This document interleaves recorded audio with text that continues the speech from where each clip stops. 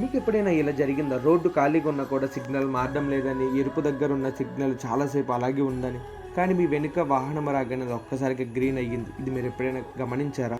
ఇది మీకు తెలియాలంటే మీరు ఈ వీడియోని లైక్ చేసి, అలాగే సబ్స్క్రైబ్ చేయండి. ఇది ఇలా అవ్వడానికి దీనికి ఒక సాంకేతిక కారణం అయితే ఉంది.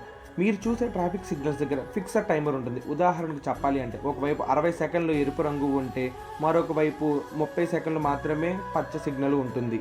ఇది ఎక్కువగా చిన్న రోడ్లు లేదా పెద్ద ట్రాఫిక్ రోడ్ల మీద జరుగుతుంది. ఇది మీరు నిత్యం చూస్తూ ఉంటారు.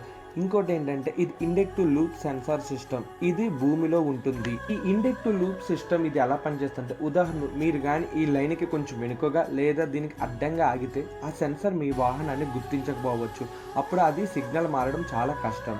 మరొకటేంటంటే ఏఐ కెమెరా బేస్డ్ సిస్టమ్. ఈ కెమెరాలు ఎలా పనిచేస్తాయంటే, ఈ కెమెరాలు లైవ్‌గా గమనించి ఎటువైపు అయితే ట్రాఫిక్ ఎక్కువ ఉంటుందో అటువైపు గ్రీన్ సిగ్నల్ ఎక్కువ సేపు ఉంటుంది. అలానే ఎటువైపు అయితే ట్రాఫిక్ తక్కువ ఉంటుందో అటువైపు రెడ్ సిగ్నల్ అయితే ఎక్కువ సేపు ఉంటుంది. ఇది ప్రముఖమైన సిటీల్లో ఈ మధ్యన యూజ్ చేస్తున్నారు.